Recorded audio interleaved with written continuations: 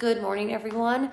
Today I'm going to be talking about technique for jump rope, specifically single unders and double unders. I'm going to go over some points performance, set a position with your body, some modifications and drills you can check out and implement into your training. If you are looking for a program that includes jump rope in not only the warm-ups but in workouts, you can check out the link below and that will take you to my landing page, and you can check out my fitness app to help you improve your robot capacity and improve your shoulder endurance with jump ropes. So let's get started. Just to touch base, we're gonna go over setup for the rope. I'm using RX Smart Gear rope with a buff cable. People think this might be like a thick cable. This is a traditional buff cable. I'll talk about the speed rope a little bit later. But for your rope, the first thing you wanna test out is the length of your rope. You wanna step on it with 1 foot. You're gonna bring the handles together. Then once the handles are together with the rope straight in 1 foot, you're going to hinge or bend those handles to find the length of the rope. So you want the rope touching your belly, handles facing away. You should have the rope below your sternum, so think bottom of a sports bra or heart rate monitor. You also want it to be above your belly button. So this is a reference point. Now, depending on the type of rope you're using, will dictate the type of rope in terms of the spin. I prefer RX Smart Gear ropes. They have the technology so that the handle, if I can get the other rope out of the way, just drop it. As you spin the handle, it continues to spin, and it will continue to spin until it loses momentum stop. But you also have the ability of that pivot point around the cable here, so it allows you to move and have the rope move in different directions while you're jumping rope. So that's the first aspect you want to be looking at for your jump rope, is making sure the length is not too long. The problem is if the rope is super high up by your torso collarbone, is that your arms are going to have to go super wide to make sure the rope isn't too long. So very important for the setup. If you're new to jumping rope, start with the rope by your sternum here, and as you get more proficient and better, you can start to shorten it a couple inches. Anchovy, come here.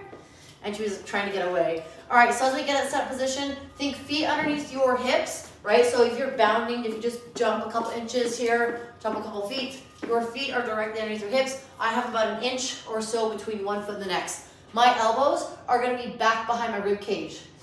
I'm gonna think of squeezing my shoulder blades back together as in this position. If my elbows are just in by my rib cage, it's gonna be very hard to get the arms closer because your elbows are blocked by your rib cage. So if the elbows are back behind your rib cage, it allows you to bring those hands closer to your waist and hips. So think elbows back behind your rib cage, squeeze the shoulder blades together. It may feel kind of awkward and weird, especially if you're used to being here or even in front of you, but this better position will improve your upper body positioning as you're jumping, but also help you not fatigue as much later on. So elbows back, shoulder blades back, hands are by your hip crease. So if I bring my leg up, hands are on my hip crease, and I want to try to get my hands to face forward. If you can't get them facing forward, think of like a supine grip. Just get a 45-degree angle with your hands.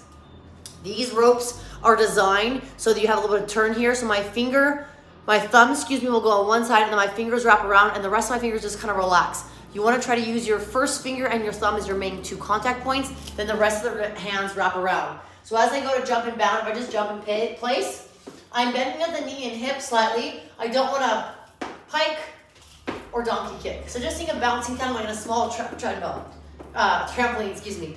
So as I'm jumping and bounding, I'm going to rotate my wrist, have the jump rope go around my head, and I'm going to wait till the very last minute to jump. So if I jump at the beginning, I'm typically going to land and come down with the rope at the same time. So I'm going to toss the rope over my head, jump, go to the next repetition.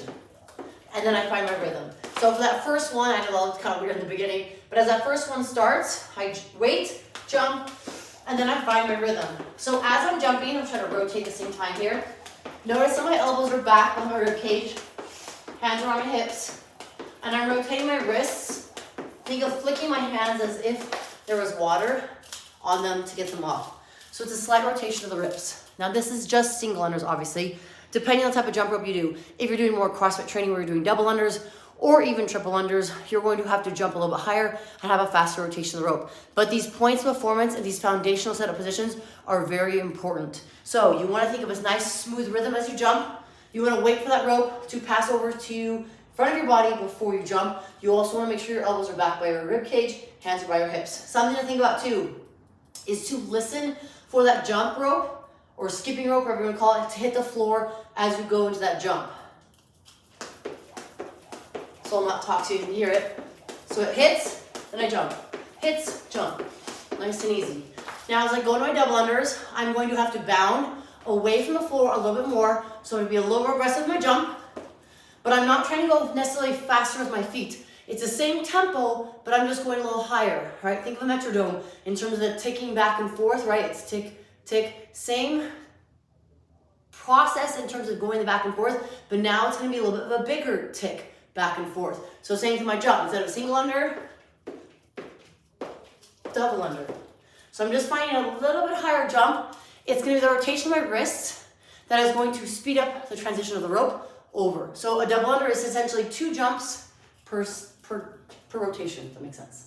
So as we get single unders, as I go into my double unders, I jump higher, rotate my wrists a little faster.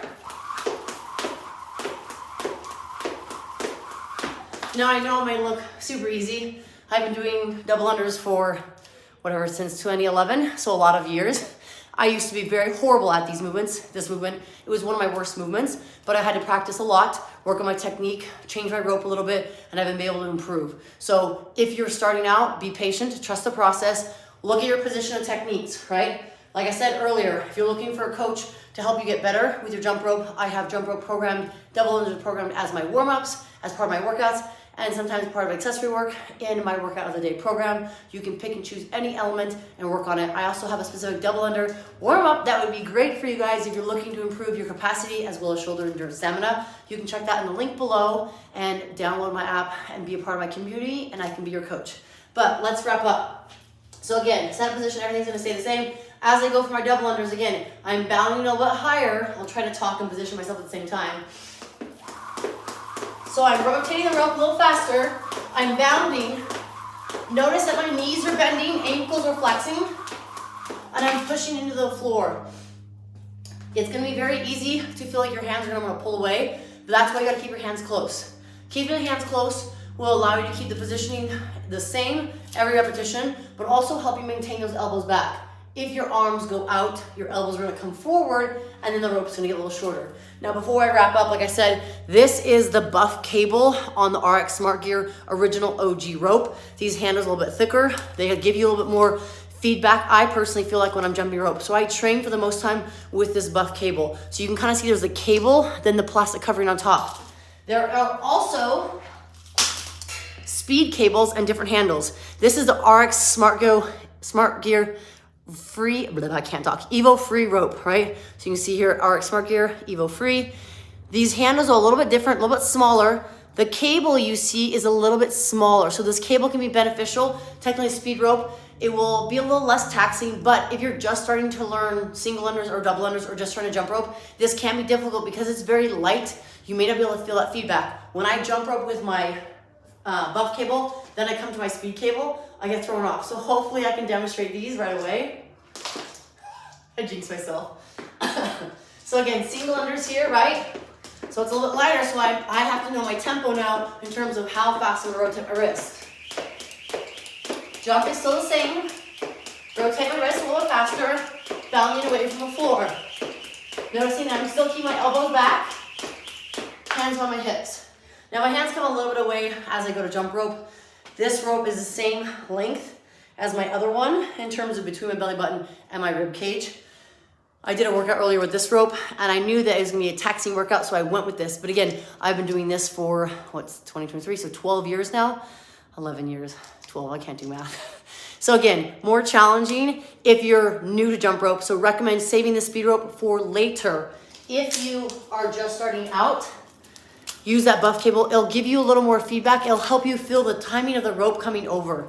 Now, if you guys love this video, I posted on my TikTok, and I'll be sharing on my Instagram, Facebook, Twitter, all the other platforms, LinkedIn, about 3 tips from Dave Newman in terms of the RX Smart Gear owner. He shared with me some 3 tips that you can implement. I know this is hopefully helpful for you, but if you're looking for more, you can check out RX Smart Gear, you can check out Dave Newman, you can check out my other platforms. Please feel free to leave me a comment at what movements you would like to see more of. I'm gonna be doing more YouTube videos, not so much on the coaching tutorial aspect like I did today, but more about answering questions, maybe doing some nutrition talks, and just sharing and breaking down macronutrients, micronutrients, and how that can apply to your fitness or nutrition goals. So please feel free to share with friends and family that found it beneficial, and I look forward to seeing you next week for my lives. Again, stay tuned Monday through Friday in the morning. between 8 to 9:30, and I will share more information with you guys. Thank you guys so much for the support, and I'll see you next week. Have a great weekend.